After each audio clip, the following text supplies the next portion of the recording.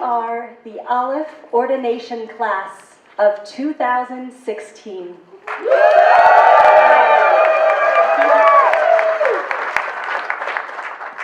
Two rabbinic pastors, 5 rabbis, and 2 chazanim.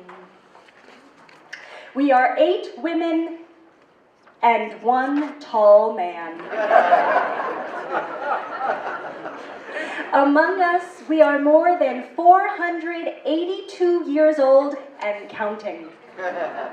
Officially, we have been students in the Aleph ordination program for over 55 years. Unofficially, we won't go there. We own 39 talitot, and one of us has even written a book about talitot. Our ancestors, including our parents, come from Galicia, Riga, Poland, Russia, Hungary, Austria, Czechoslovakia, Lithuania, Germany, Belgium, Venezuela, and even from the United States. They worked in retail, real estate, and as artists. Among them was a fruit peddler, a junkyard owner, a real estate agent, an accountant, a homemaker, a shopkeeper, a shul maven, a mime, a playwright, a shmata trader, a cigarette roller, an architect, a seamstress, a German teacher, a clothing factory owner, a merchant, a baker, and a diamond cutter. We live in New York, Colorado, Pennsylvania, Massachusetts, New Jersey, Delaware, Maryland, but 2 of us left their hearts in their beloved California. Many of us claim our proudest achievement has been raising awesome children and maintaining committed relationships. Together, we have 9 children and 3 grandchildren. That's not counting our 2 cats, 1 dog, and someone who has too many pets to count. We had B'nai Mitzvot, 1 at age 12, 3 of us at 13, 3 in our 40s, 2 at age 50, 1 of us never had a bat mitzvah, and some of us have had more than 1. Most of us read Torah the first time at our own bat or bar mitzvah. Can you believe that one of us read Bereshit at Simchat Torah when she was only 4 years old, while others had to wait to read for the first time until their adult bat mitzvah or their daughter's bat mitzvah? A true sign of the times. In the dark ages of the 1960s, some of us could not read the Torah at our bat mitzvah because girls were not allowed to touch the Torah, while one of us, as a lesbian, was not even allowed on the bima. One of us read Torah for the first time at age 41 on an island, and another was daring enough to read Torah for the first time at DLTI.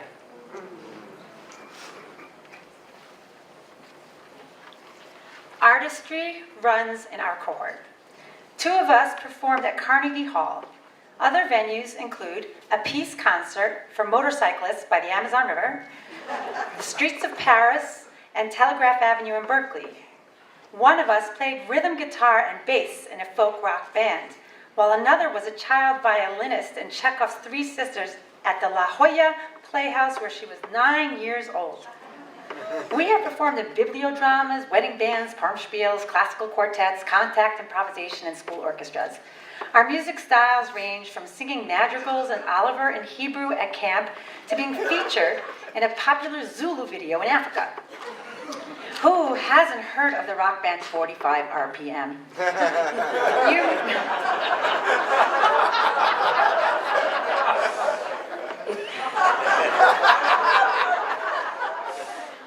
Or temporarily anonymous. You might have seen us on public television with our synagogue choir as part of a multi-faith chorus on Thanksgiving Day, or with the Vermont Symphony Orchestra. One of us performed as Rosie in the Nutshell Kids, but sadly did not get the lead in a Jules Pfeiffer play at a Shakespeare festival. We are all spiritual leaders, guides, and teachers, and our professions include serving as a chaplain, a speech and language pathologist, a culinary professional, a cybersecurity technical advisor, a social worker, a technologist, and a program director at a public university. But that's not all. It may surprise you to know that our resumes also include dog walking, scouting photo locations in Portugal, serving as editor for the homeless poet page at Street News, teaching aerobics, restoring Victorian houses, designing websites, and while some of us are committed vegetarians, 2 of us have spent some time in meat.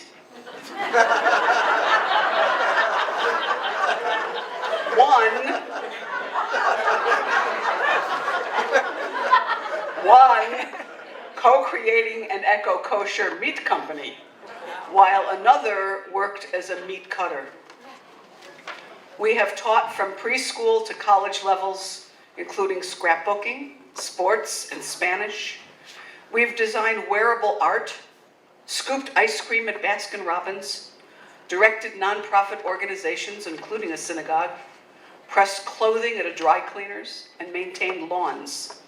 One of us tested engine oils and optimized pharmaceutical production, and another may have taken care of your finances as a CPA entrepreneur and wealth advisor. How can we not mention that we were also a stay-at-home mom, an ice machine mechanic, a soul memory discovery facilitator, and a business manager? When we are not immersed in Talmud, Nusach, and pastoral care, you might find us in the garden, in the kitchen, playing ice hockey and golf, creating art, riding horses, taking ferries to islands, and meditating in Buddhist sanghas.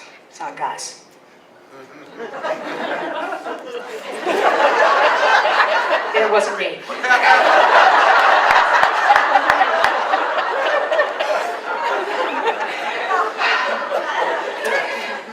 Can you guess who of us enjoys dream work, relaxing in nature, belly dancing, foraging at the farmer's market, playing bridge, snowshoeing, singing karaoke, woodworking, baking, and watching Cubs games? What a musical bunch we are. We play the oud, guitar, mandolin, percussion, bass, spoons, ukulele, kazoo, flute, piano, shruti, violin, recorder, and one of us blows a tekiah gedolah on her shofar to scare the crows away.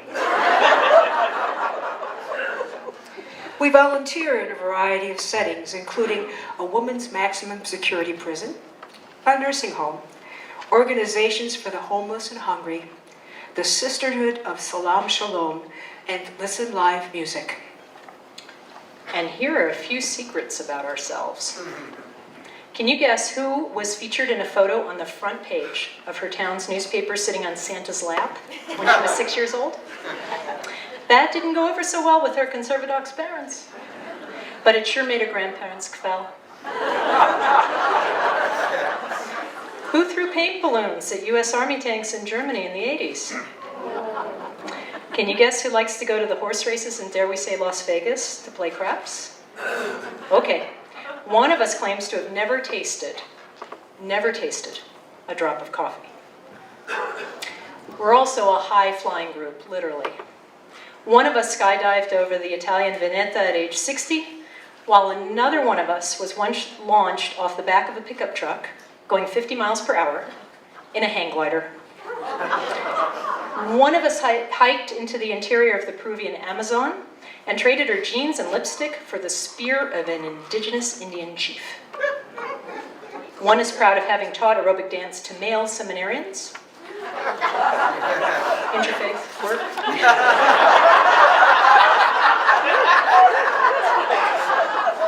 used humor to avoid being arrested in the Prague train station.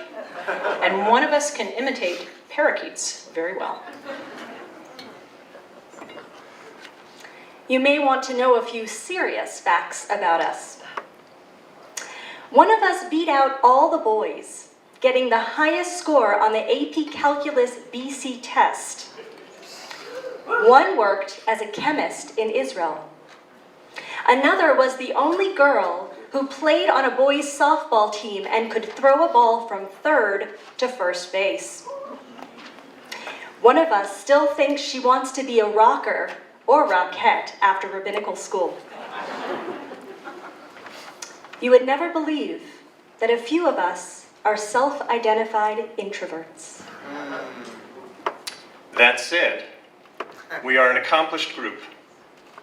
One of us is the youngest award-winning classical Jewish music producer in the world and was later awarded the Hope of America at her high school graduation. One is proud to be the past president of the World Congress of Gay and Lesbian Jewish Organizations, having had the honor of laying a wreath at Yad Vashem for all the gay people who died in the Holocaust.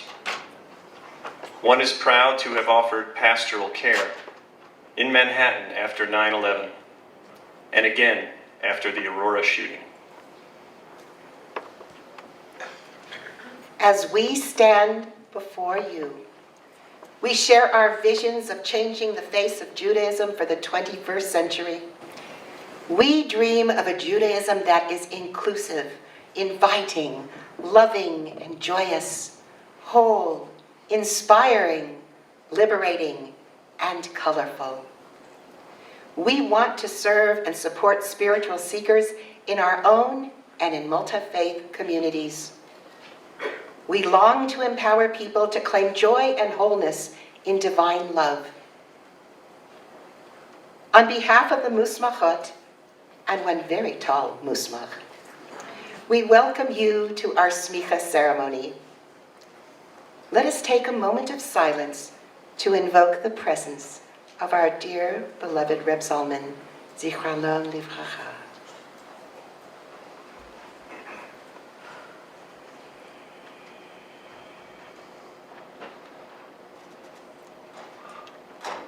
We are grateful for the loving support of our family and friends and fellow compatriots who have shepherded us to this bima today. And we are grateful to the Aleph Vad and the teachers who have guided us with their wisdom and commitment to Torah. May we all be worthy of their faith in us as we launch into the world as rabbis, rabbinic pastors, and chazanim. We also want to express our gratitude to all our viewers in time zones around the world who are sharing this very special moment with us on live TV. And for you, Yai-dai, Yai-dai,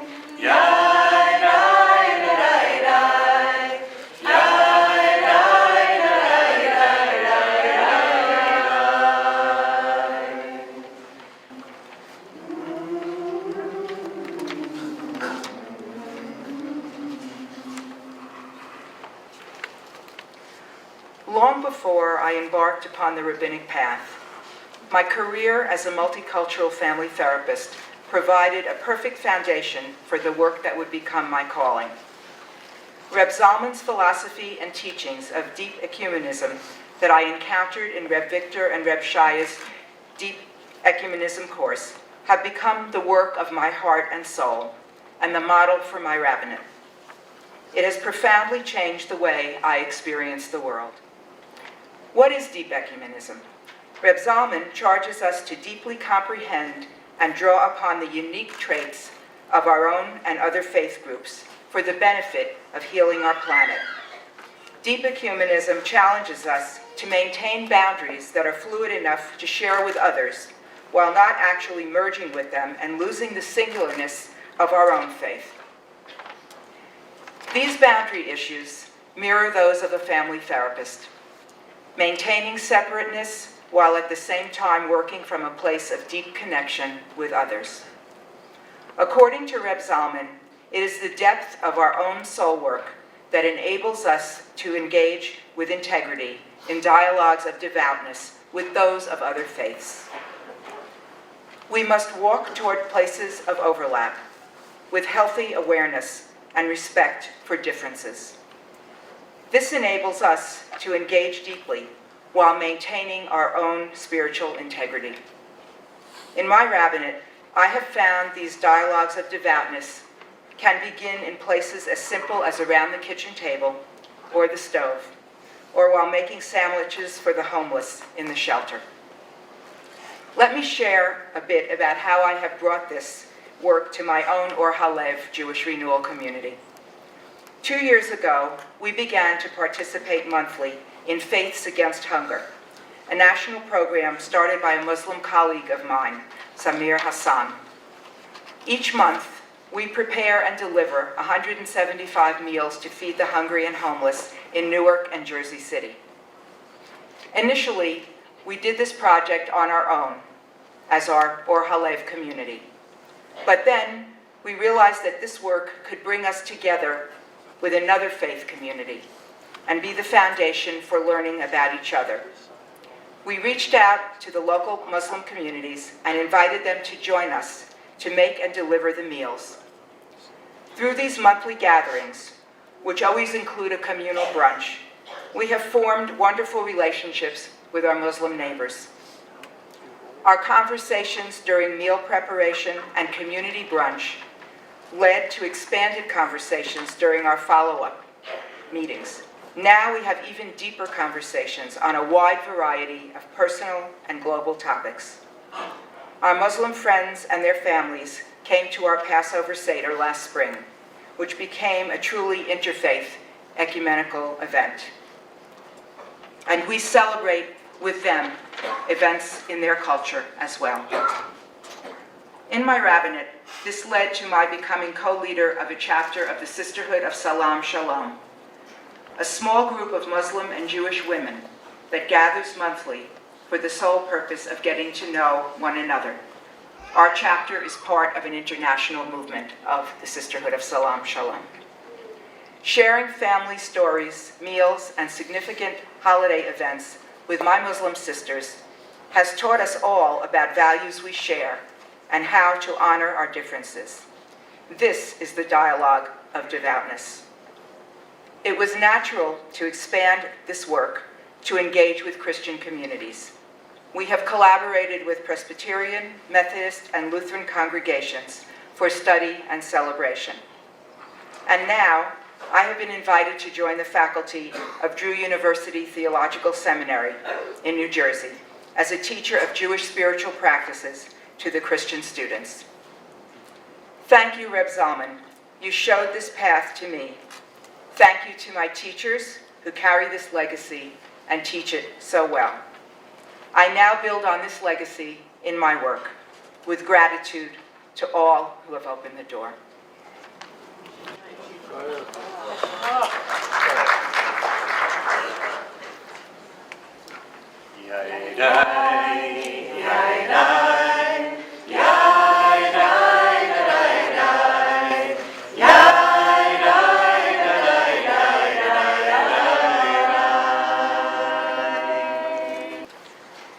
Each of us has a name given by God and given by our parents. Each of us has a name given by our stature and our smile. Each of us has a name given by the mountains and given by our walls. Each of us has a name given by the stars and given by our neighbors. Each of us has a name given by our sins and given by our longing.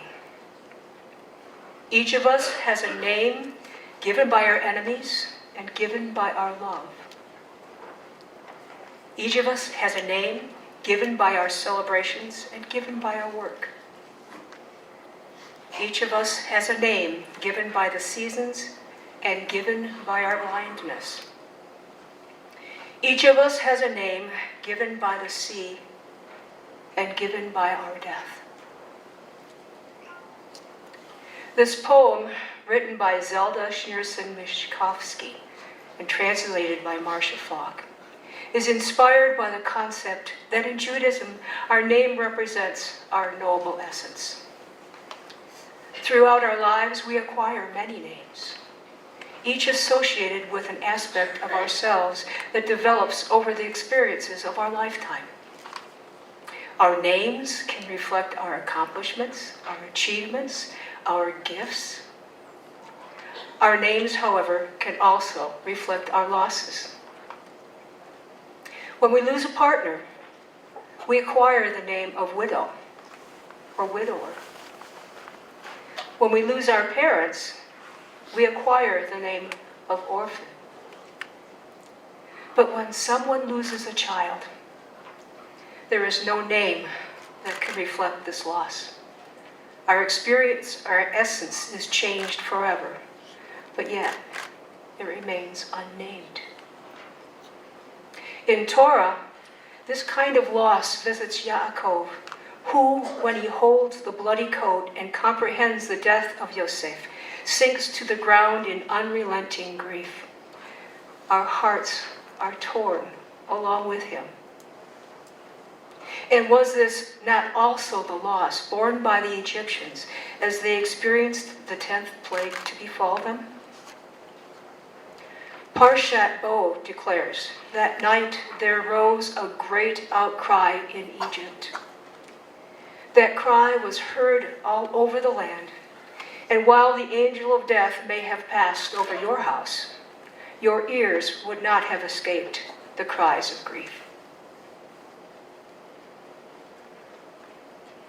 It was Palm Sunday, and a large liberal Christian congregation had just finished services. A young woman pulled out of the parking lot with her 2 little girls safely secured in the back seat. As she turned onto the highway, she did not see the car that hit her, crashing into the rear seat. I am a hospital chaplain. I was on duty when the 2 little girls were floating by helicopter.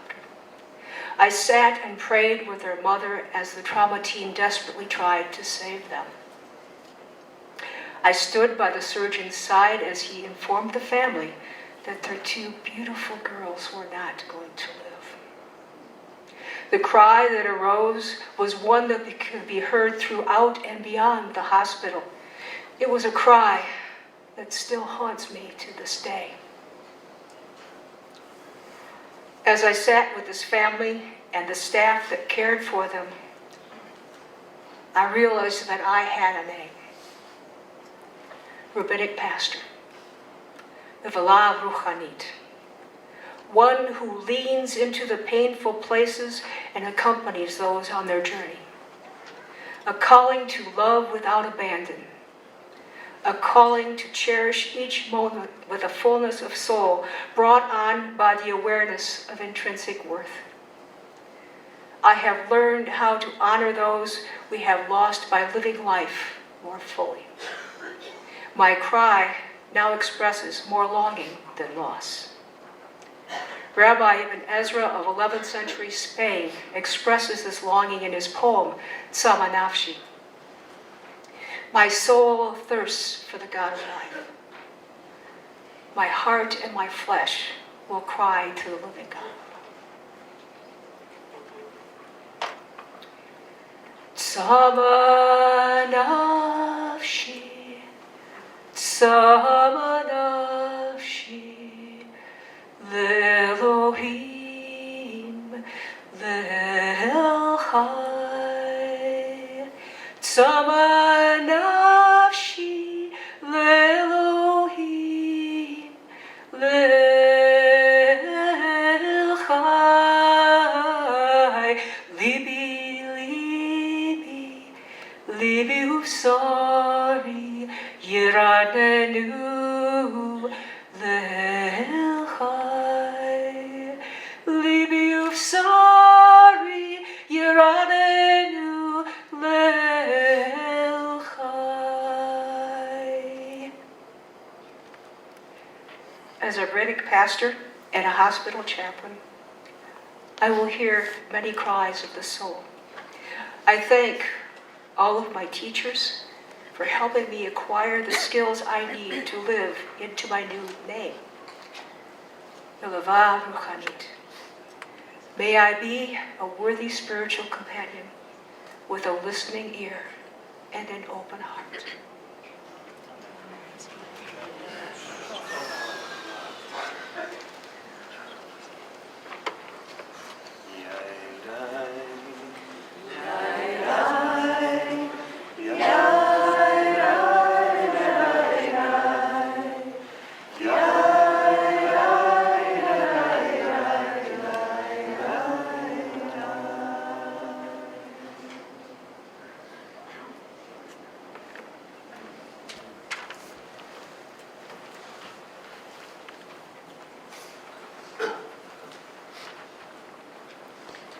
V'yadata hayom v'hashevota elevavecha ki Adonai hu ha'Elohim b'shamayim ima'al v'al ha'aretz mitachat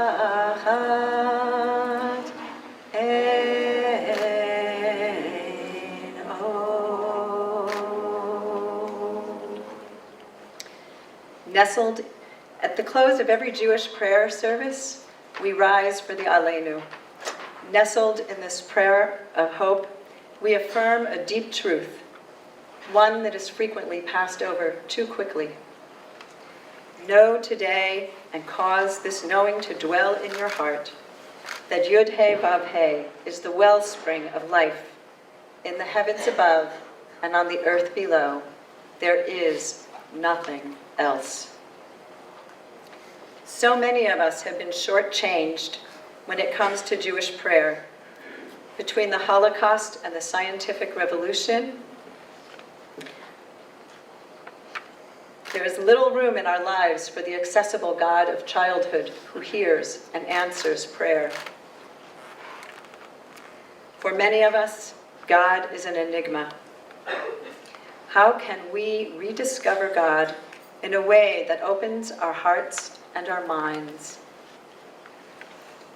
To know God and to pray, we need a more mature image of God, and we must become deeply intimate with ourselves. Isaiah heard fiery angels call out, Milo kol haaretz kivodo. All the earth is filled with God's presence. Our Hasidic masters taught, Leit atar panui minate. There is no place devoid of God. That means we can have a nuclear-free zone, but we can't have a God-free zone. Yet, if God is everywhere, why don't we see God, feel God, know God? In every era, Jewish mystics engaged in intensive practices to connect with God. God connection is, after all, our birthright. Alan Afterman writes, the innate desire of the soul is to reunify with the infinite. This is the root of every wanting. No other object, idea, or love can satisfy its desire. It is not only what the soul wants, but what all of existence wants. Thus I ask, how can we turn our prayer into something that truly connects us to the divine and to all existence? Talmud hints, Rachamana liba ba'eh. God, the compassionate one, desires the heart. We must learn to pray from the heart. Yirmiyahu prophesies, you will seek me and find me when you search with all your heart. Our liturgy offers metaphoric language that paints the picture of a God out there. But in his work, Gates of Prayer, Reb Zalman says, In this era, we must carve out inner space. What we are looking for is not up there or out there. We must find God within. Reb Zalman invites us to create a sanctuary for God on the inside, to enlarge a space inside where we can be vulnerable and call out, where God can dwell within us. My life experience and rabbinic studies have bid me to enter this sanctuary. This is the soul space where I can do contemplative work of being intimately in touch with God and self, where my heart speaks its truth and feels what is real. A.J. Heschel wrote, "Prayer will not come about by default. It requires education, training, reflection, and contemplation. It is not enough to join others. It is necessary to build a sanctuary within, brick by brick, instants of meditation, moments of devotion. When you go into your heart, you will find there not only your longing for God, but also the God within. When you connect deeply with yourself and with your own heart, you begin the journey, because you are not truly separate from God." Moses Cordovero wrote, "God is the existence, the life, and reality of every existing thing. One cannot say, this is a rock and not God. God forbid. Rather, all existence is God, and even the rock is a thing filled with God. God is found in everything, and there is nothing besides God. If this is true of a rock, how much more so each one of us?" There, Ein od milvado, Hashem hu ha-Elohim. There is nothing but God. The one is the many. I bid you, seek inside.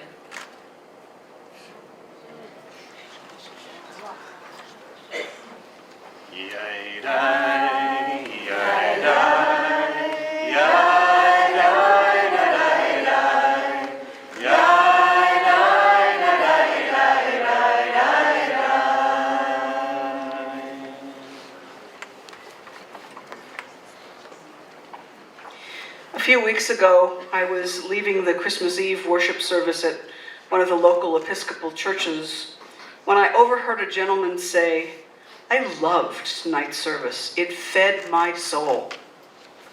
And hearing that caused me to really ruminate about my own spiritual journey and reflect on what is it that really feeds my soul. Up until 10 years ago, when I was introduced to Aleph and Jewish Renewal through the Devoutness Leadership Training Institute, DLTI, I had never asked that question. If you asked me then what fed my soul, I'm not sure I would have known what to answer. Today is a very different story. As a result of my experiences and the wisdom shared by my teachers in the Aleph ordination program, I have learned how to engage deeply in Jewish spiritual practice, to know who I am and what it is that feeds my soul. I've become a deeply spiritual person who is God, heart, and soul-centered. There are many practices that I call on that feed my soul, and yet there are 3 that are really key. Jewish sacred chant, studying and teaching Musar, and companioning others on their spiritual journey. Chant, my teacher, Rabbi Shefa Gold, says in her book, the magic of chant is that just a few short words, simply repeated with sweet passion, deliberate intention, and refined beauty, can unlock treasure upon treasure of healing, wisdom, and love.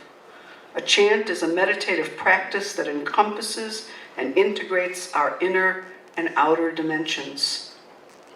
For me, chant opens my heart. Sometimes I can follow the path opened by a chant, and I can listen more deeply to what's going on in my soul. Chanting such good soul food for me that sometimes I catch myself chanting out loud, usually softly, yet still in an outside voice. And when that happens, and it doesn't matter where it is, because it happens in all different kinds of places, I just have to smile. Musar.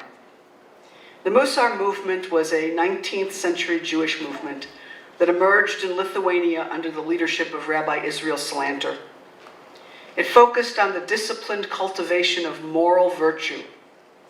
Salanter sought to develop a mass movement, stressing the importance of practices that might help us to identify our moral weaknesses and improve our moral character. Salanter's dream is finding an unexpected realization. In the last decade, there has been a resurgence of Musar teaching in the liberal Jewish world, expressed through both a traditional and a more contemporary lens. The goal? To immerse in the practices that give us focused guidance on the journey of our lives, releasing the light of holiness that lives within our soul. Musar practice has become a way of life for me. A way for me to understand the difference between my ideals for myself and who I really am. My first encounter with the midah, the soul trait of compassion, of rachamim, brought this home. I considered myself to be a pretty compassionate person until I began to really study texts and pay attention to real-life situations. And to my dismay, I wasn't quite as compassionate as I thought. And that's when the hard work began. Over time, I grew able to sense others' feeling and to talk with them about that. Musar is hard, but an invaluable work.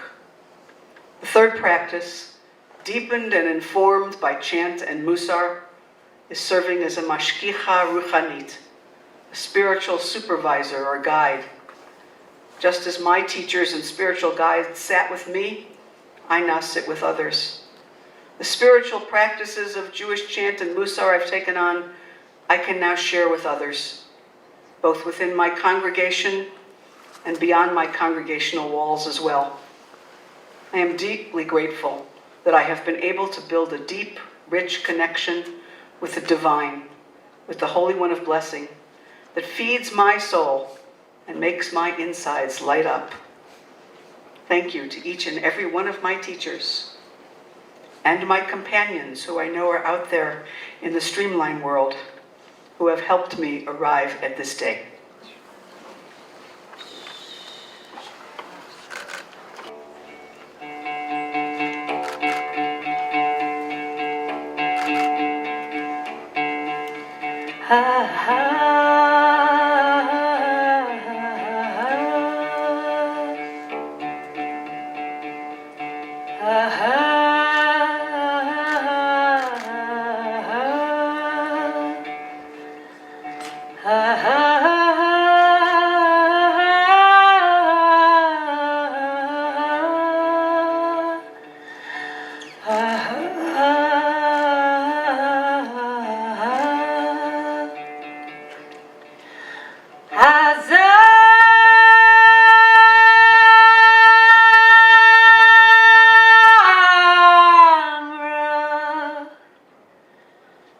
In the heilige teachings of Reb Nachman of Bratslav in Likutei Moharan,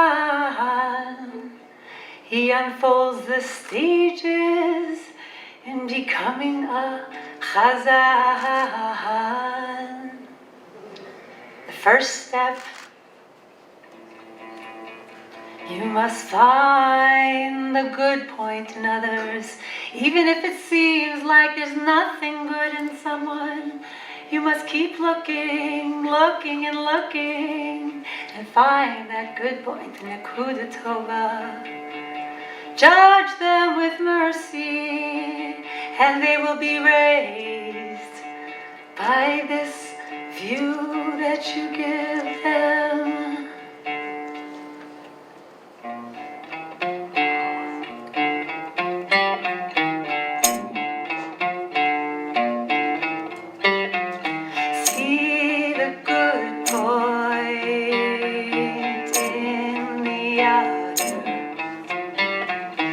See the good point in the other. See the good point in the other. See the good point in the other. You may think that it's really hard. Wow. You may think it's hard to find the good point in the other, but it's actually harder to find it in yourself. You know your ulterior motives. You know your strategies. You know your craziness. Forget all that. See the good point in yourself. See the good point in yourself. See the good point in yourself. See the good point in yourself. And one good point deserves another. One's not enough. If you only have one good point, you might be going into despair, like it says in this parsha, Bo El Paro. Another Nachman teaching, a little tangential from my teacher, Rabbi Elliot. You don't want to go into the deep void. Not at all, not at all, not at all. So you need to find more than one good point. You're going to collect them, one after the other, after the other, after the other. Collect those good points.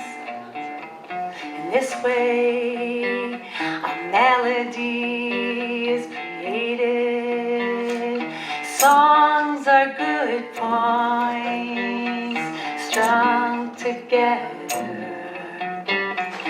Songs are good points strung together. Songs are good points strung together. Songs are good points strung together. Now you know how to take the good points from the bad. You know how to take the good notes from the bad. I want to stop playing the oud for 1 second. You can take the joy from the despair. And from this place, Azamah Elohai Be'odi. With my little ode that I was able to see good in myself. With my little ode that I was able to see good in others. With that little ode, with a little good. That's the qualification of a prayer leader, of a chazan, of a shliach tzibur. They have to embody the good points in the kahal, in the community, see it all, every single good point, and resonate with it, and merge that good point with one's own good points. This is how Reb Nachman taught us how to create this kind of melody and to become a holy davening leader, a chazan.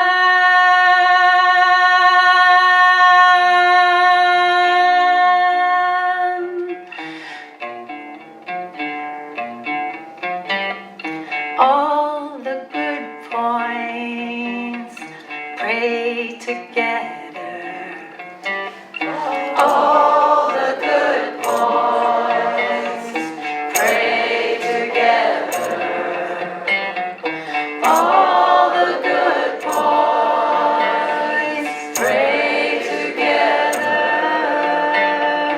All the good points pray together.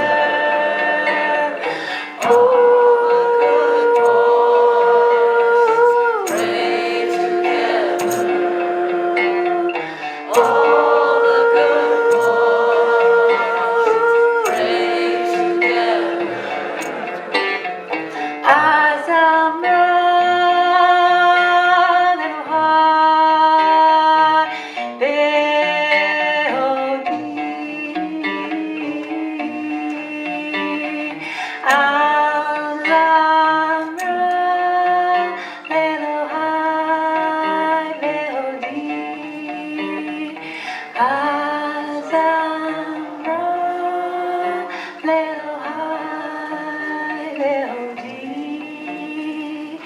Asamra, Lelohai,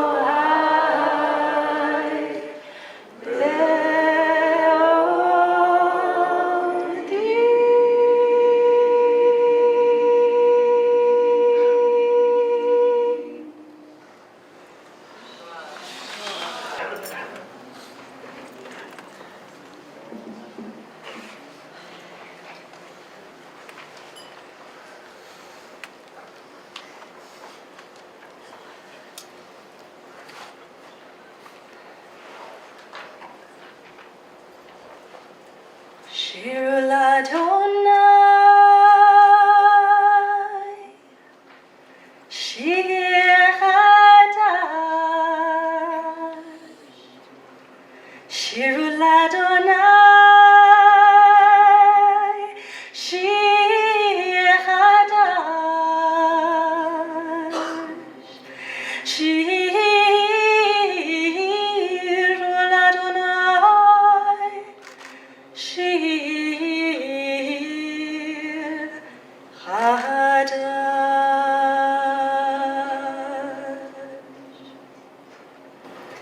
Shir Ladonai, Shir Chadash.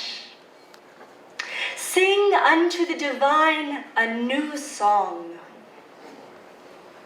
How can we sing a new song if Kohelet teaches that there is nothing new under the sun?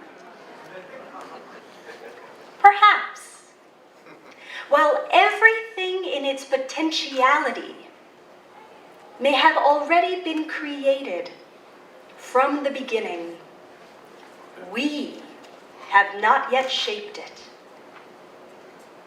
Sing to the one a new song.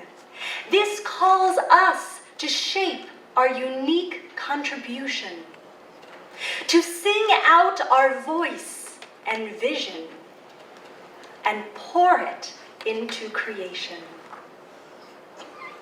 We are each called to the question, what is the song I desire to sing? What is the song that we can sing together to bring joy into the world? I began pondering these questions during my first encounter with Jewish Renewal as a prospective rabbinical student at the Aleph in 2011. Walking into the bustling cafeteria, tray in hand, I stood hoping some kind souls would beckon me over. I caught the eye of a group of people in animated discussion and took the empty seat. After brief introductions, I was about to pop a potato in my mouth, and someone turned to me and said, "Sharina, teach me your Torah."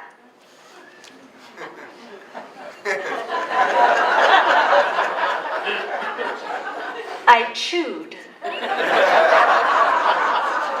Slowly.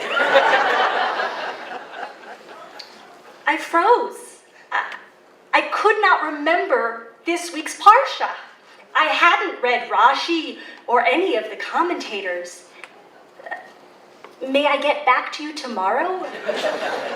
I didn't have a chance to look at the Parsha yet. The table is silent, and I stare down at my bland potatoes. Sharina, I can read the Parsha, I can read the commentaries. That is not what I am asking. I want to know your Torah. My Torah? What do you mean by my Torah? Inner Torah is the voice of your divine spark. What is your heart singing? Where does your spirit dance? I immediately remembered a moment as a teenager when someone asked me if I wanted to pursue a career in acting. No, I said. I love the theater. I love performing. I love being on stage. But I have no desire to spend the rest of my life pretending to be someone else. I want to be me. That is my art. After graduation from college, I announced to my family that I wanted to study Judaism because I was a Jewish artist, but not in the typical sense. To me, art goes beyond modalities and disciplines. It is a way of living. Just as artists take inspiration from studying the masters, I also find my inspiration from Jewish tradition, rich with resources, rituals, prayers, and infinite beauty. Yet I do not simply repeat what I learn. When I create, whether singing, teaching, leading, or lending a listening ear, I choose to be authentic and innovative in my Judaism, sharing Torah as a way of sharing my heart and empowering others to recognize and align with their own divine spark. Only then am I shaping newness into creation. Only then am I an artist. My Torah is the joy that springs forth from an inner place, an inner space that I can only describe as divine. I express my Torah like a hummingbird, flying from flower to flower, extracting and drawing forth the sweetest nectars of our tradition, embodying them, and inviting that energy to illuminate the Judaism of the future. I once asked Rabbi Zalman, Zichrono Livracha, if I had his permission to share my Torah, the sparks that were flowing through me that made Judaism come alive in my heart of hearts. He replied so simply, so matter of fact. He said, "Go forth."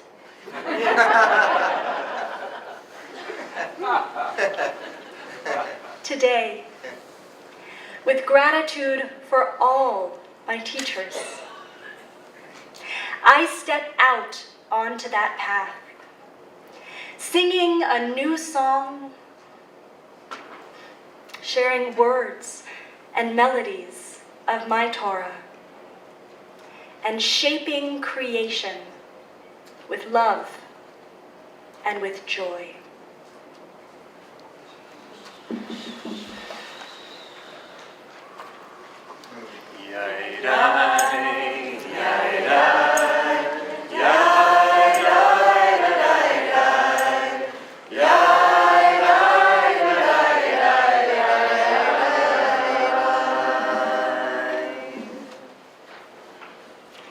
This past summer, I awoke from a dream. In the dream, neon numerals floated around me, swirling through the glowing nocturnal sky. Before I could open my eyelids, I saw the words Mizmor LeDavid, David, Mizmor. Now, in the dream, as I reached up to collect each number and catch them in my cupped palms, I became aware that I was being led to Psalms. And when I awoke, I determined that I would count off 150 days until my Smicha by reading a psalm a day. And Hineni, here I am, having completed my practice this morning with the final words of Psalm 150, singing Kol HaNeshama Tehallel Yah, Hallelujah. Let all of my neshama, all breath. Praise God. Hallelujah. Throughout my adult life, Tehillim, the Psalms, the songs of praise, have been my guideposts. I have recited them during labor contractions, celebrations, and when grieving, exuberantly singing them in congregations and contemplatively chanting them alone. I have recited psalms sitting with hospice patients and watching guard over bodies waiting to return to their resting place. At times when I find myself struggling and questioning, I pause and listen at the word Selah, a word that appears 71 times throughout the Psalms. Some believe it is a liturgical musical mark or instruction for the reading of the text. I interpret Selah to mean, here is an opportunity to pause and dig. Our Rabbi Zalman, Zichrono Livracha, learned from his Rebbe, Rabbi Menachem Mendel Schneerson, to be a geologist of the soul. He was taught there are many treasures on earth, gold, silver, and diamonds. The Rebbe can tell you where to dig and even what to dig for, but ultimately, you must dig for yourself. Selah, pausing and listening, digging to find and understand the hidden meaning to guide one's soul's ongoing transformation. We hear the words in Psalm 130, Mi ma'amakim kraticha ya. From the depths I call to you, O God. Adonai, Adonai, shim'a bekoli. Adonai, hear my voice. For the past 150 days, I have been a spiritual miner, trolling the Psalms for precious nuggets to add to my rabbinic toolbox. The Psalms call me forth as a weaver of an intricate and evolving rabbinic tapestry, a holy listener, a blesser, a teacher, a God wrestler, and Shekhinah lover. At times, a midwife, a conduit of Yah's love, a chanter, a dancer, a painter of life. For I am a work in progress, unfolding to that mystery of life through each encounter presented before me. My desire is to serve others in finding meaning and purpose with radical amazement. Rabbi Abraham Joshua Heschel advised, get up in the morning and look at the world in a way that takes nothing for granted. Everything is phenomenal. Everything is incredible. Never treat life casually. For to be spiritual is to be amazed. Selah. The gift of mining the treasures hidden in the psalmist's poetry has reminded me that each day, each moment, has the potential to be lived spiritually with radical amazement, to lessen suffering, promote justice, inspire more love, and to practice the purpose of being B'Tselem Elohim, tending to the divine spark within ourselves and with each other. Avracadabra. As I speak, so may I create. May the openness of my heart serve as a channel between God and humanity. In Psalm 108, Nachon libi Elohim, Ashira ve'azamra af kevodi. My heart is ready, O God. My soul joins my song and music. How blessed I am to stand before you, beloved family, friends, teachers, Chevra, and the Ruach HaKodesh, as I receive my rabbinic smicha. May the words of my heart be firm as I chant my soul's blessings for a world of shalom, of peace, of simcha, of joy, of chesed, of love, and rachamim, compassion. Brachot shel shalom, brachot shel simcha, brachot shel chesed, brachot shel rachamim, brachot shel shalom, brachot shel simcha, brachot shel chesed, brachot shel rachamim.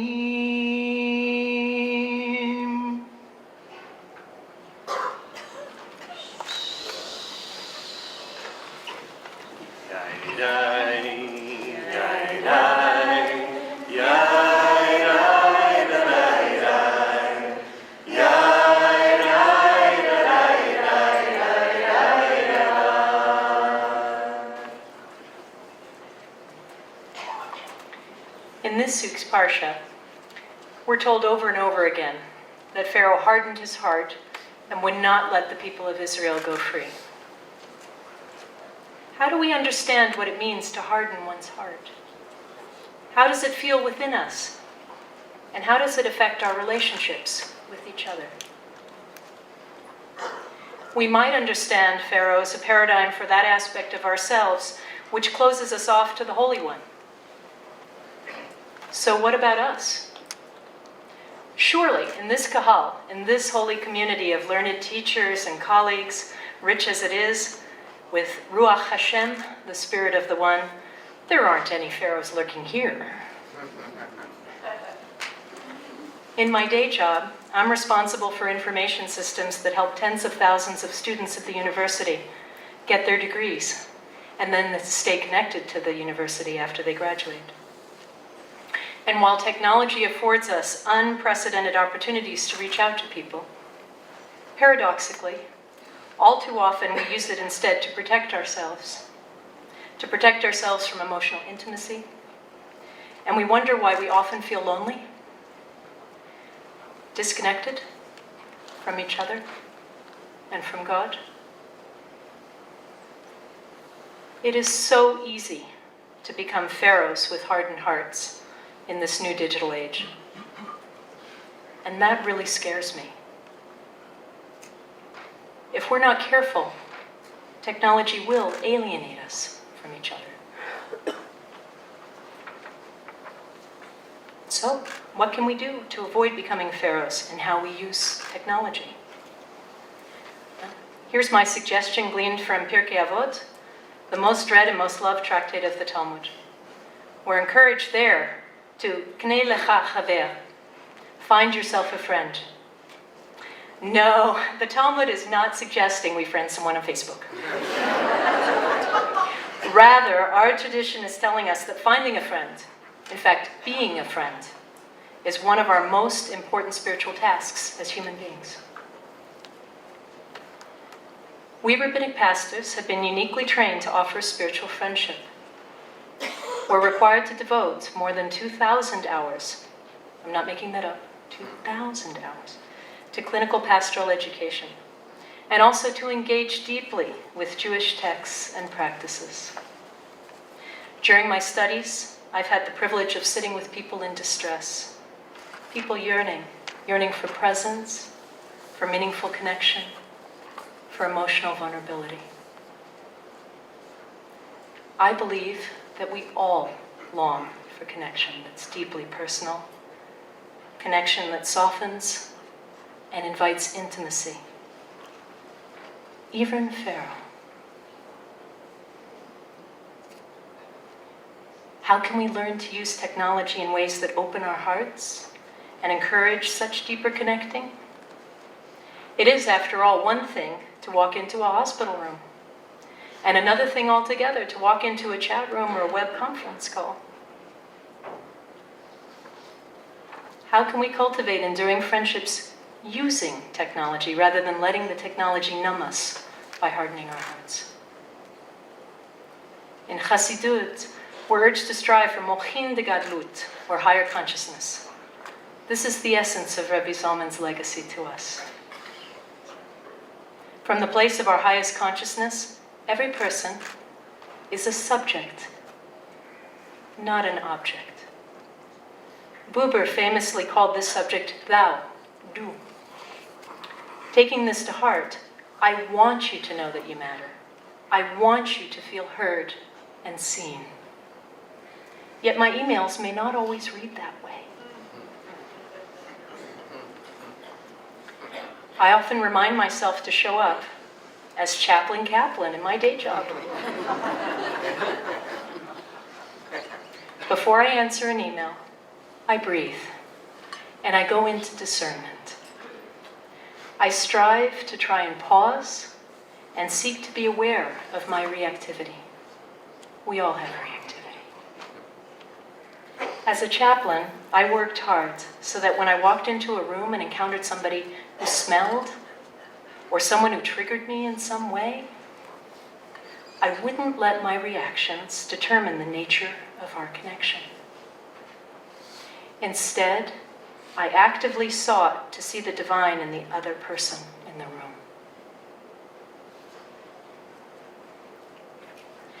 It's a lot harder to do so when the other person arrives in a short, curt text on my computer screen, or my iPhone, which I'm pretty attached to, truth be told. But the same spiritual lessons apply. I've thought deeply about the question of the spiritual character of technology over the past few years. I believe strongly that we are all called to work in our communities to open up our hearts to each other, and to also open technology to human contact and emotion, to use technology for good. Because of the alienation that technology can so easily deliver in nanoseconds, we need to prepare ourselves for these encounters all the more. I can't say today all the ways to address technology, but what I can say is that we need to make our use holy and conscious. I close by pointing out that none of us could have completed our Aleph studies without the internet and all the amazing video conference courses that our teachers give us. May we delight in one another's embodied presence over the next few days, all of us that are here for the conference. And when we're once again disembodied voices on the internet, may we transform our inner pharaohs and connect from mochin de gadlut, from a place of higher consciousness. My prayer for us today is that we soften our hearts and invite intimacy and open-hearted connections in our technologically mediated encounters, and do this with greater frequency. May we make spiritually productive use of technology in ways that free us from the constraints of a hardened heart. Ken Yehi Ratzon.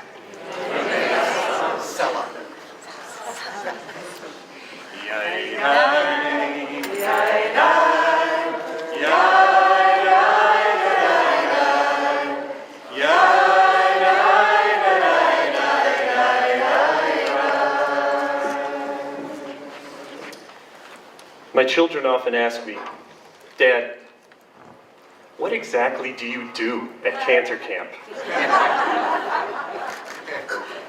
So let me answer you like this. Each time we walk into a room with one of these devices, a list of available wireless networks appears for us to join. And having successfully joined that network, Each time we walk into that same room or that same space again, we will automatically be joined to the same network. Ah, but where's God in that? Reb Zalman called the divine wireless network the God field. The God field doesn't advertise itself, but it is available to our neshamot all the time, 365 days a year, 24 hours a day, 7 days a week. Being an Aleph student has taught me ways to access that network.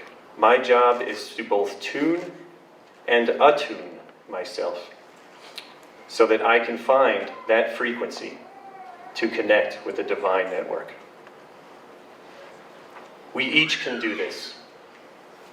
And when we do, we become the repeaters, the bridges, the routers that open up the connections, opening up the channels and allowing others to join.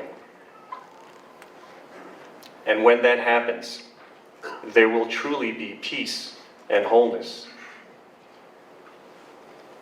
What divides us will disappear, and we will open up the gates to the kingdom of pure love. Shalom bechelech shalva be'armenotayich.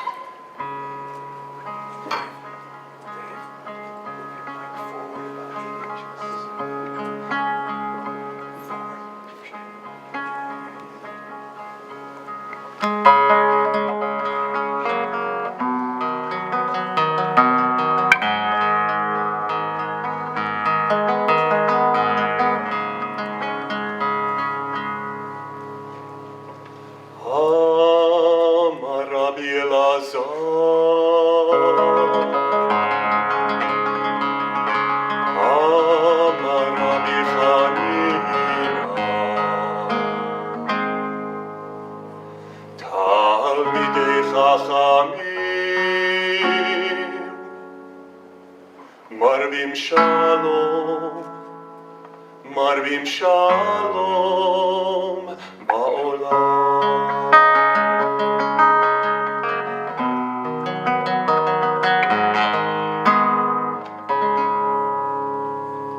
Amar Rabbi Elazar, Amar Rabbi Chanina, Talmidei Chachamim,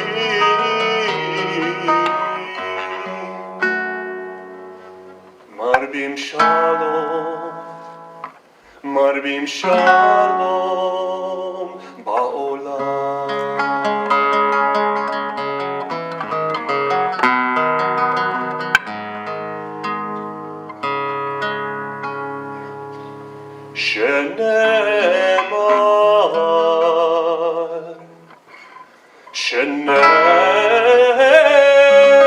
שנאמר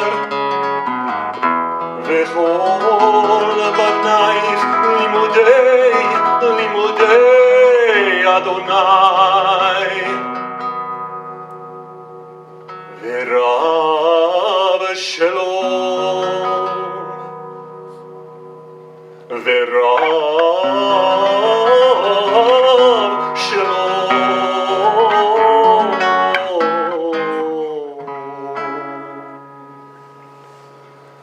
ורב שלום ורב שלום בנאים.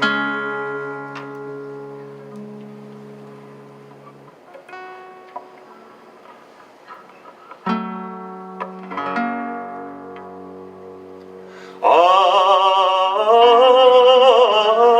תקרא בנייך, אל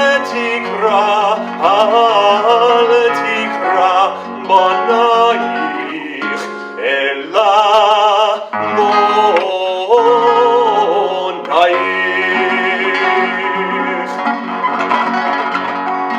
שלום רב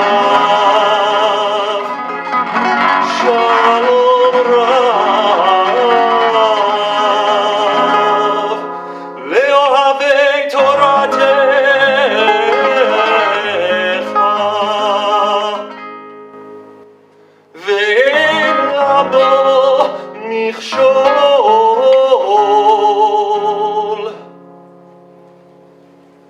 יהי שלום בחילך, שלווה שלווה בארמנותייך.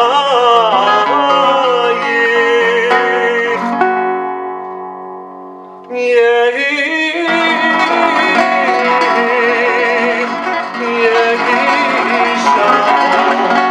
שלום ושלווה בארמנותייך.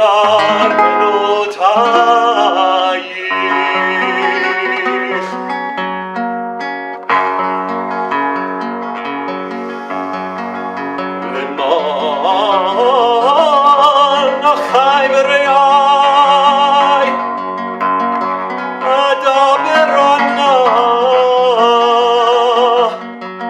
אדבר ענה,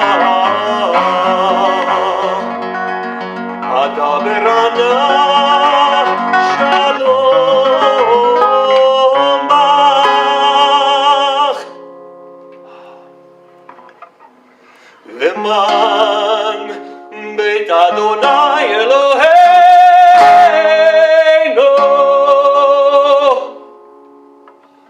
אבקשה טוב לך.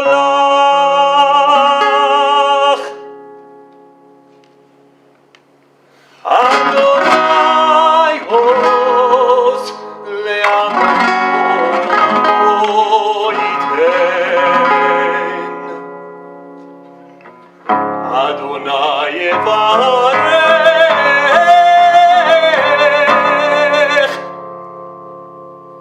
את עמו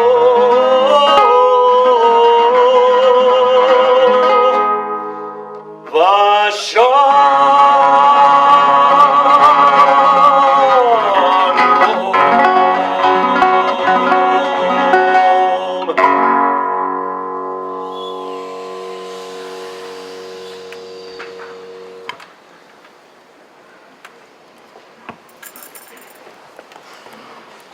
In Isaiah 6. And I heard the voice of Adonai saying, whom shall I send, and who will go for us? Then I said, here I am, send me.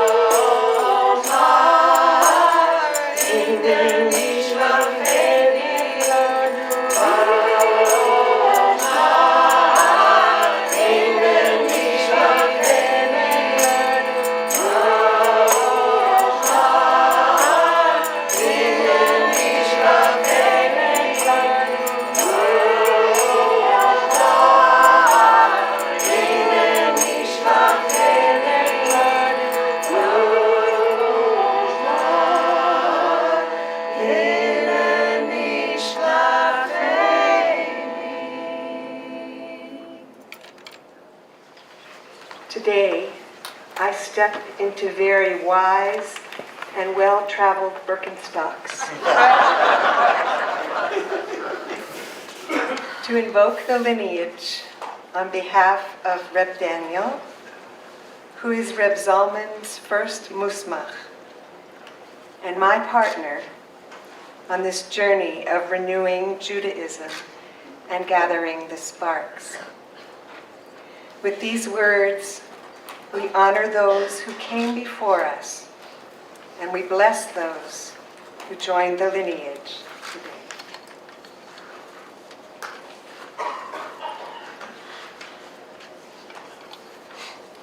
Va'esa etchem al kanfei nesharim, va'avi etchem elai. I bore you on eagle's wings and brought you to me. Exodus 19:4. Ki mi goy gadol asher lo Elohim krovim elav. Kahavaya Eloheinu v'chol kar'enu elav. For who else is such a great nation that has God so near it as Yud-Heh-Vav-Heh, our God, in all our calling? Deuteronomy 4:7. We are the people called from the slavery of Egypt, carried on the wings of Shekhinah, to be among those in this world who witness to the presence of the divine in this world.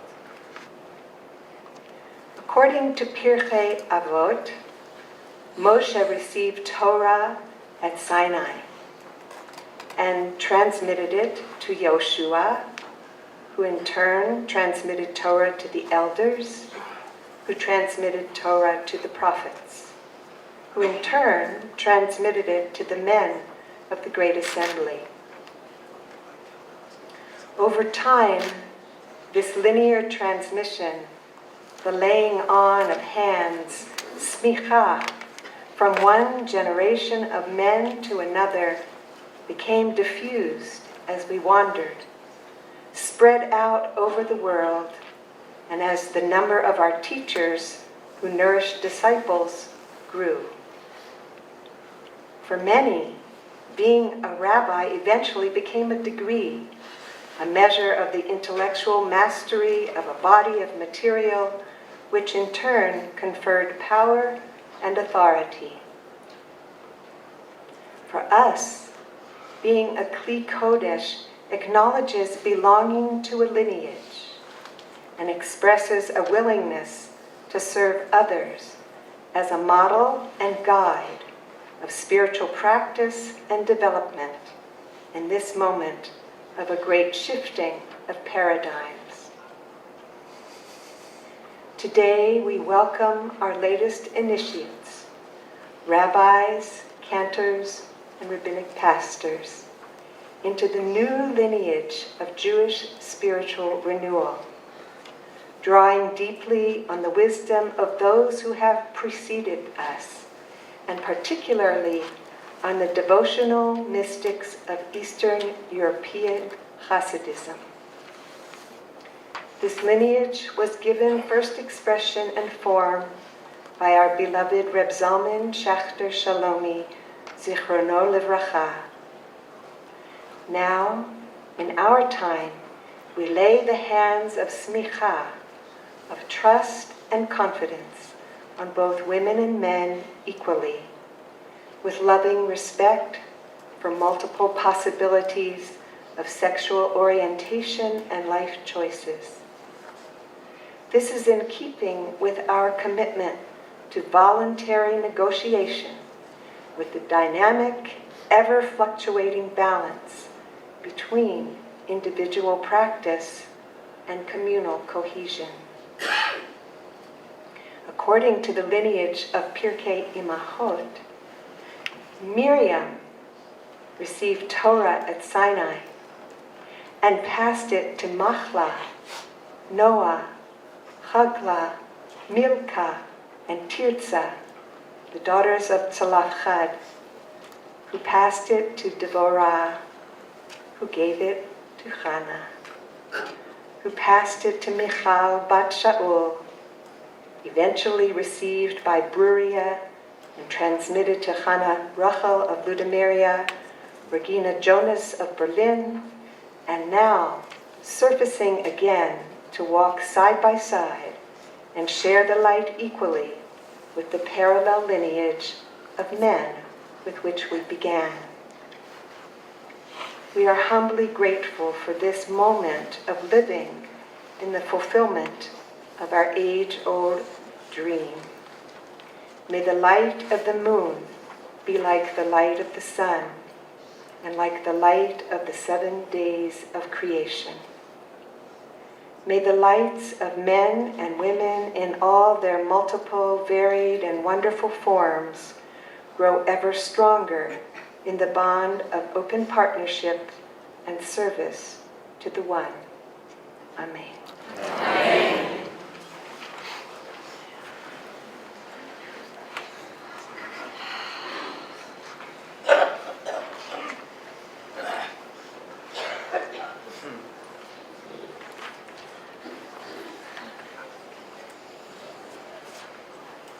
Deep cleansing breath.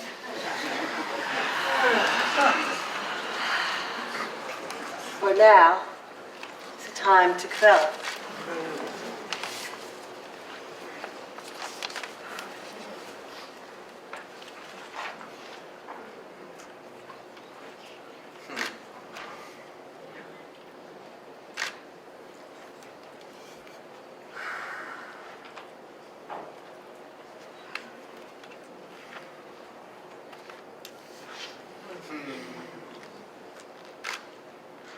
It is with such great delight that we gather together this afternoon.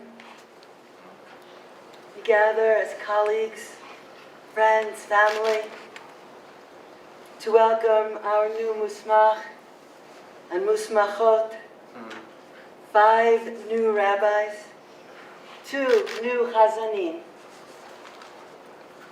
2 new rabbinic pastors, into our circle of colleagues and into the lineage of our beloved Reb Zalman and Aleph's ordinees.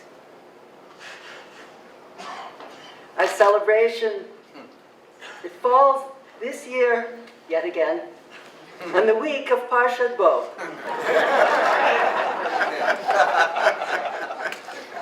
In which God calls to Moshe yet again, saying, Bo el Paro, usually translated, go to Pharaoh. But of course, the text does not say that. The text does not say lech, go, but rather, bo, come. How shall we understand?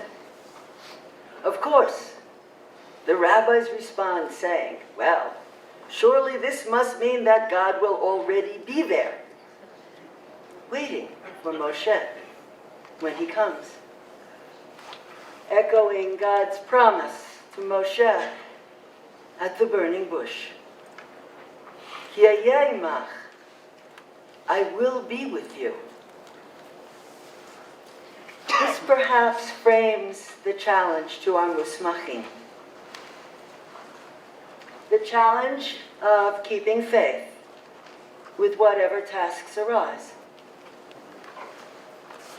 no matter how hard.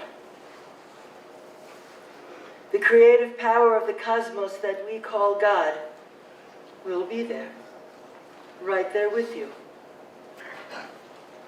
right beside you. I will be with you. Keep the faith.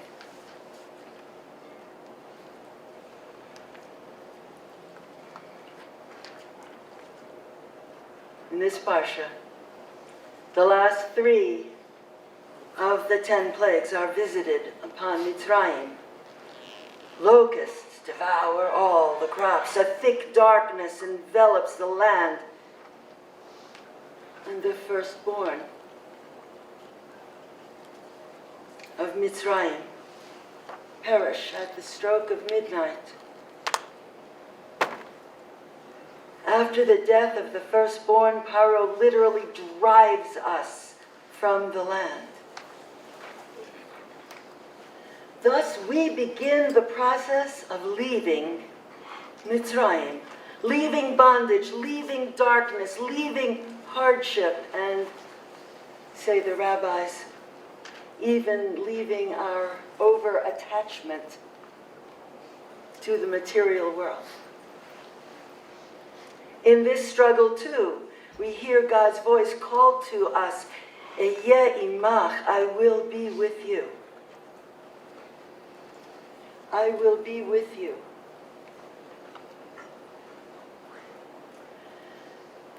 God also commands the very first mitzvah to be given to Yisrael.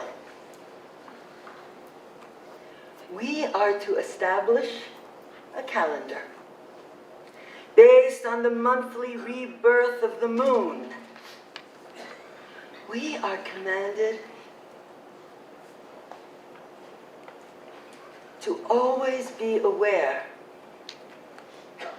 of the cycles of life, to remember that even when things are at their darkest, there is continual rebirth, there is continual renewal through all life cycles, dark and light. Ehyeh imach, I will be with you. We learn how to observe the anniversary of Yitziat Mitzrayim, the anniversary of the Exodus. We are to remove all chametz from our possession for 7 days, eating matzah and telling the story of the redemption to our children. Chametz. That's everything that is prideful, everything puffed up within ourselves. In order to leave Mitzrayim, to leave our state of bondage, we must become more simple, more humble, like plain matzah.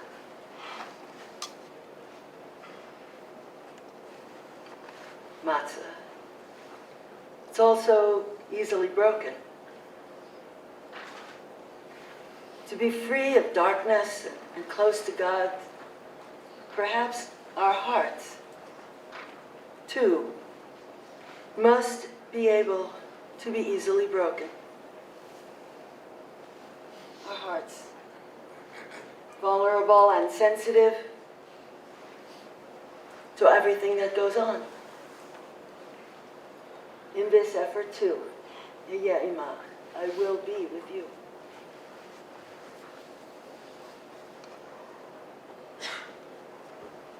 Keep the faith. Keep the faith. Now, the word smikhah, as you know, it gives us some insights into how to keep the faith. Samach, mem, yud, chaf, hey, smikhah. Well, samach. That's the letter of inner and outer support. Mem. Mem, as the watery letter says, retain fluidity. Don't get rigid. Remember that in the ocean, 15 feet below the surface, no matter how fiercely the tempest may rage on the surface, 15 feet below is deep and calm. Find your inner depth.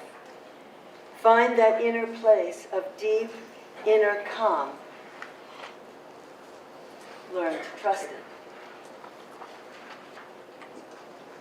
Yud.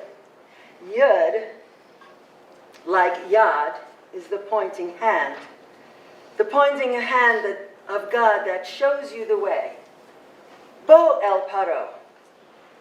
Go forward towards that mission that calls your soul. Hear God's voice calling. I will be with you. I will be with you. Chaf. Chaf is the open hand. It is open to receive and also to give, reminding us both of our need to offer love, care, and blessing,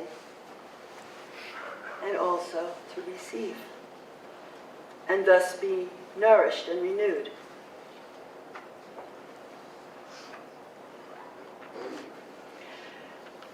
Hey.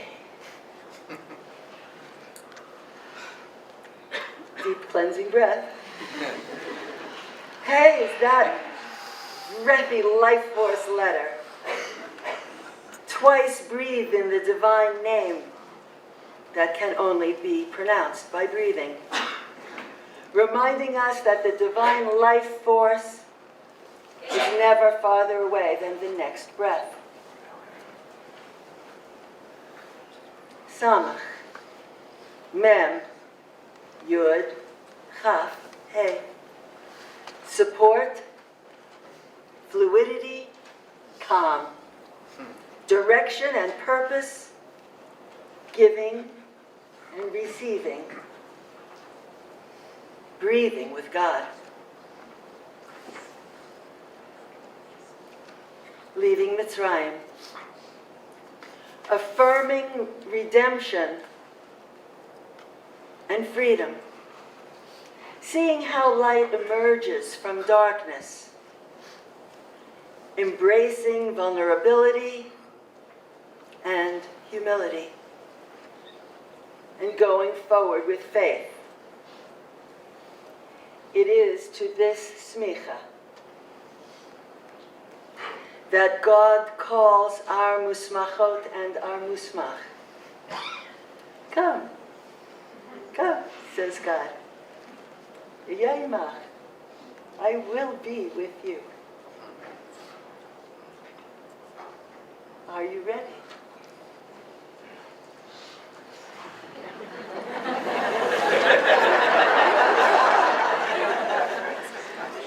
They're very ready.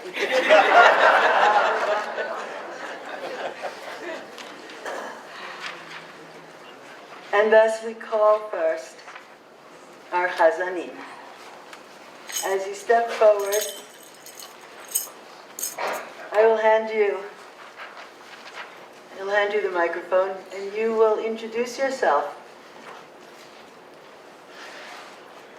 by your tribal name, by your Hebrew name. In order to step forward, you need to know who you are. Who's ready? We call Vasya Schachter.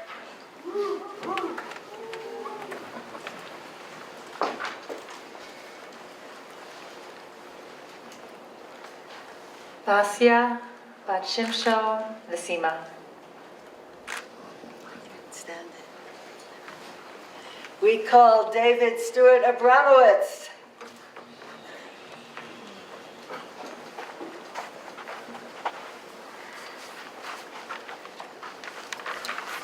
Moshe David ben Dov Baruch Betova.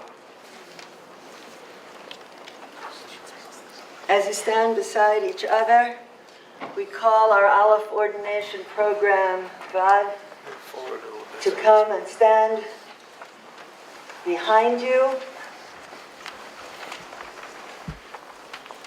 joined by any special teachers who have been particularly requested by our musmachim to come and join them.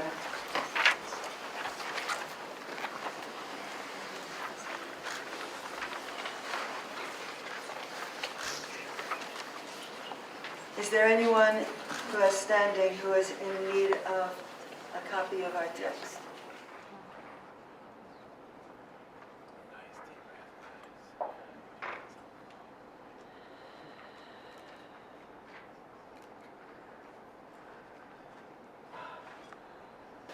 B'Shem Yah Elohei Yisroel B'Shem Yah Elohei Yisrael U'L'Shem Yichud Kudsha Brichu U'Shchintei ולשם ייחוד קודשא בריחו ושכינתה. על דעת המקום. על דעת המקום. ועל דעת קהילתנו. ועל דעת קהילתנו. הננו. מסמיכים אתכם. לכהן. כחזנים. ובעלי תפילה בישראל.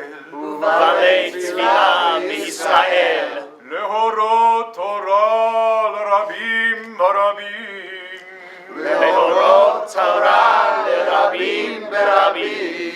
ולהקדיש עולם הנגינה.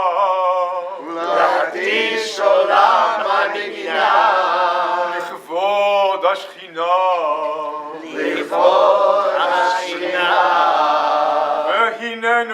והננו ממנים אתכם כשליחים כשם שמינו אותנו המסמיכים אותנו כן ממנים אנחנו אתכם ותהי ידכם כידינו פיכם כפינו קולכם כקולנו שירתכם כשירנו תפילתכם כתפילתנו ברכתכם כברכתנו לכן סמוכים אתם לנו וחזנים ובעלי תפילה בישראל תתקרו כעול המברך מתברך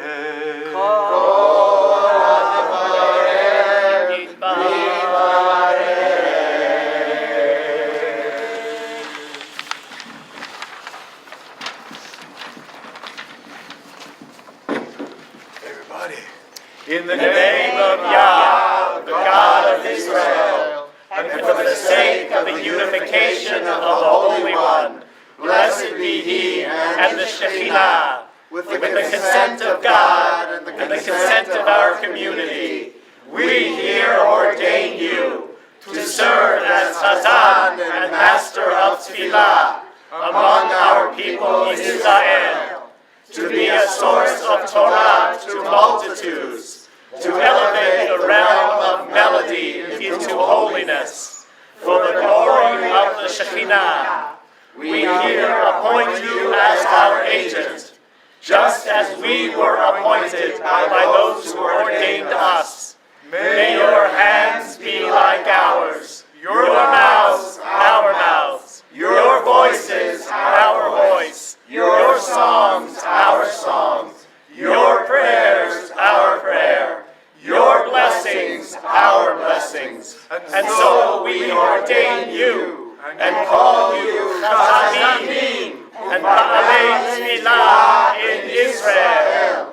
May the one who channels blessings be blessed.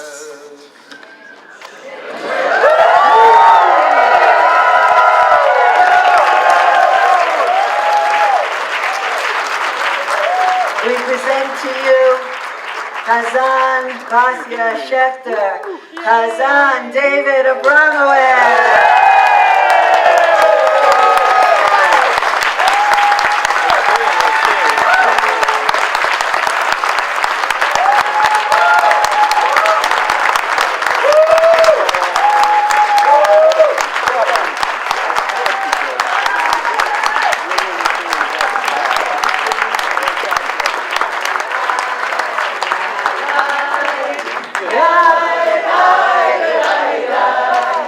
Yeah.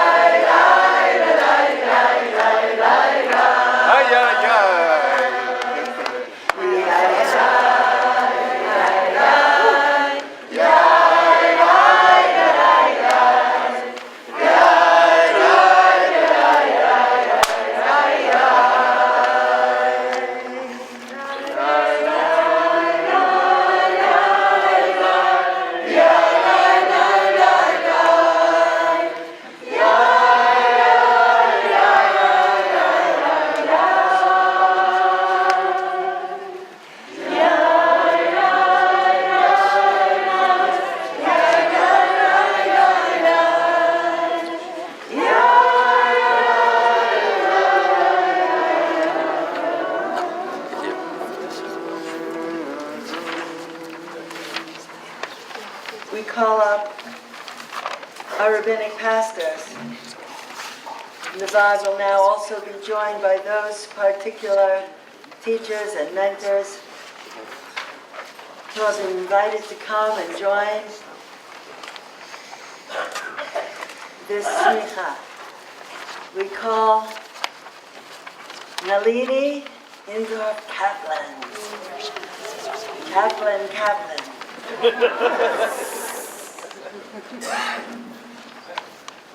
Shoshana bat Dov ber HaKohen v'Chana. We call Katya Gore.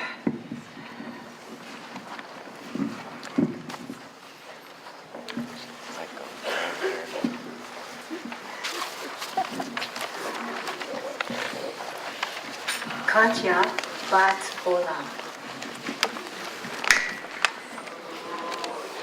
בשם יה אלוהי ישראל. בשם יה אלוהי ישראל. ולשם ייחוד קודשא בריחו ושכינתה. ולשם ייחוד קודשא בריחו ושכינתה. על דעת המקום.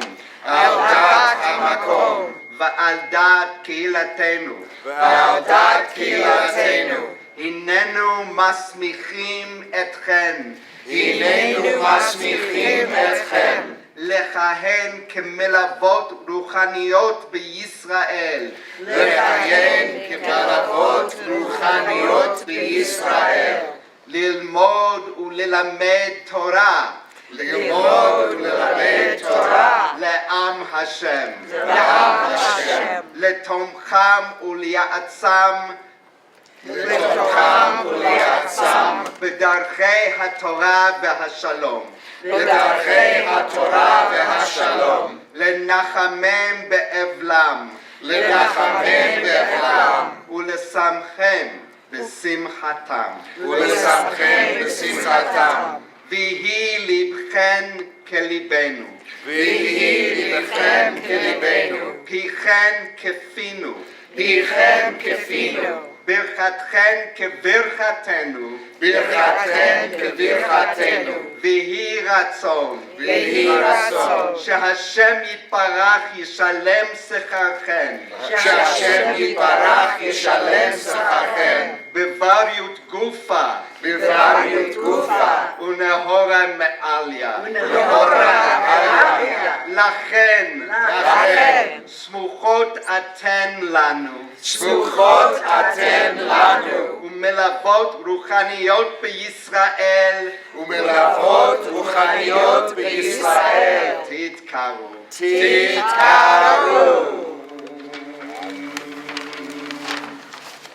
In the name of Yah, the God of Israel, and for the sake of the unification of the Holy One, blessed be He and the Shekinah, with the consent of God and the consent of our community.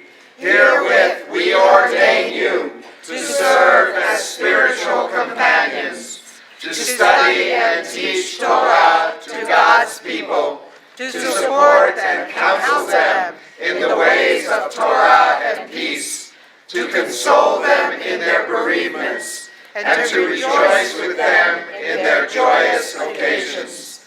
We hereby empower you to consult with rabbis when needed, and to serve as emissaries in all kinds of rabbinic actions. Thus may your heart be in harmony with ours, your word be in harmony with our word, your blessing as potent as our blessings. May it be God's will that you be blessed with great success, and that God reward you with robust health of body and enlightened spirit. And so we ordain you and call you rabbinic pastor and spiritual companion in Israel.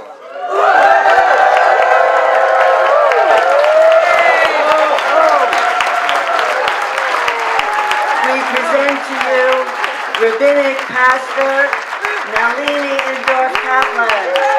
Rabbinic Pastor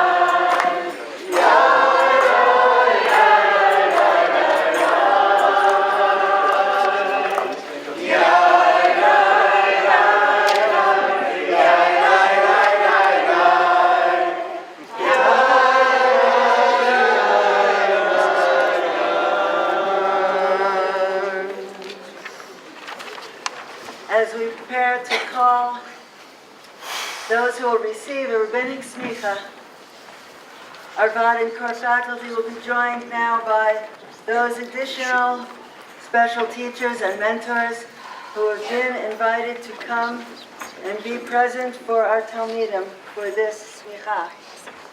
We call Beth Esther Cohen.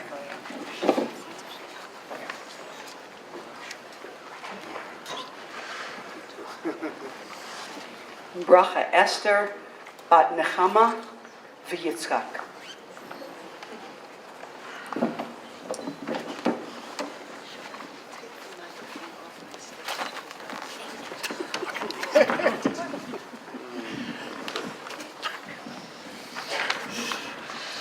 We call Sharina Eisenberg.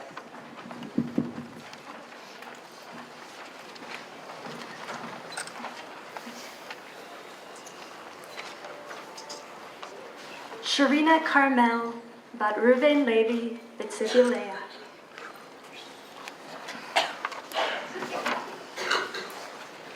We call Naharia Mazenkis.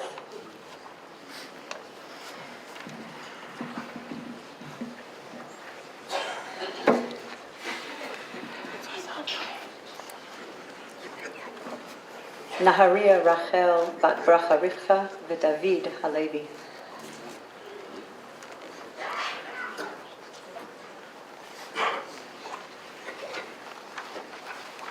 We call Ava Sachs Boulder.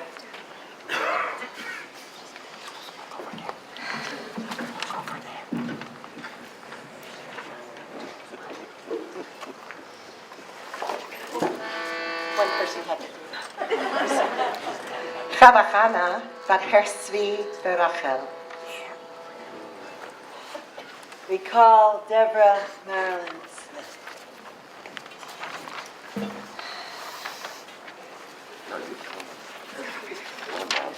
Devorah bat Chaim Vaster.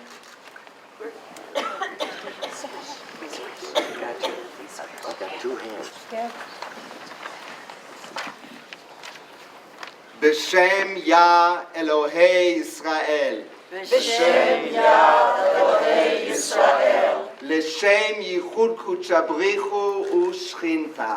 לשם ייחוד קודשא בריחו ושכינתה. על דעת המקום. על דעת המקום. ועל דעת קהילתנו. ועל דעת קהילתנו. אנו מסמיכים אתכן. אנו מסמיכים אתכם לכהן כרבנים בישראל. לכהן כרבנים בישראל. להורות תורה לרבים ברבים. להורות תורה לרבים ברבים. ולברר דין אמת. ולברר דין אמת. לתיקון השכינה. לתיקון השכינה. כשם שמינו אותנו. כשם שמינו אותנו. המסמיכים אותנו. המסמיכים אותנו. כן ממנים אנחנו אתכן. כן ממנים אנחנו אתכן. להיות שליחות. להיות שליחות. לעם ישראל. לעם ישראל. למסור להן. למסור להם. את דבר השם. את דבר השם. הבא אלינו בזמן הזה. הבא אלינו בזמן הזה. ותהי אתכן כידינו. ותהי ידכם כידינו. ועשייתכן כעשייתנו. ועשייתכם כעשייתנו. ופיכן כפינו. ופיכם כפינו. ודיבורכן כדיבורנו. ודיבורכם כדיבורנו. ומעשה בית דינכן. ומעשה בית דינכם. כמעשה בית דיננו. כמעשה בית דיננו. וברכתכן. וברכתכם. כברכתנו. כברכתנו. לכן. לכן. סמוכות אתן לנו. סמוכות אתן לנו. ורק ורבי תתקראו, ורבי תתקראו, להורות תורה לרבים, להורות תורה לרבים, כדת משה, כדת משה, מרים, וישראל. וישראל.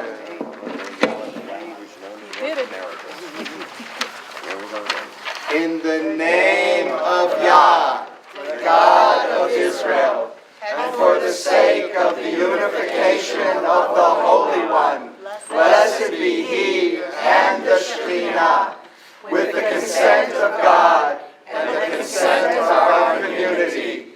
Herewith we ordain you to officiate as rabbis in Israel, to publicly teach Torah, and to clarify and pronounce truth in ways that make a tikkun for the Shekhinah. We hereby appoint you as our delegates and emissaries, just as those who appointed us, delegated us, and sent us to be rabbis. And thus you are now ordained as rabbis and leaders. May your hands be like ours. May your decrees be like our decrees. Your rabbinic acts valid like ours. Your adjudications like our adjudication. Your blessings like our blessings. And so we ordain you and call you rabbi to teach Torah publicly according to the path set out by Moshe, Miriam, and the people of Israel.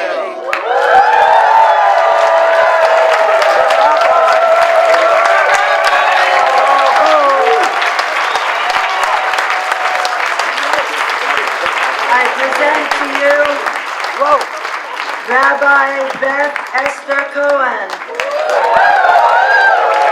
Rabbi Karina Carmel Eisenberg, Rabbi Naharia Mosenkis, Rabbi Eva Helene Sachs Boulder, Rabbi Deborah Marilyn Smith. We invite all ordinees with great melody and song to come forward.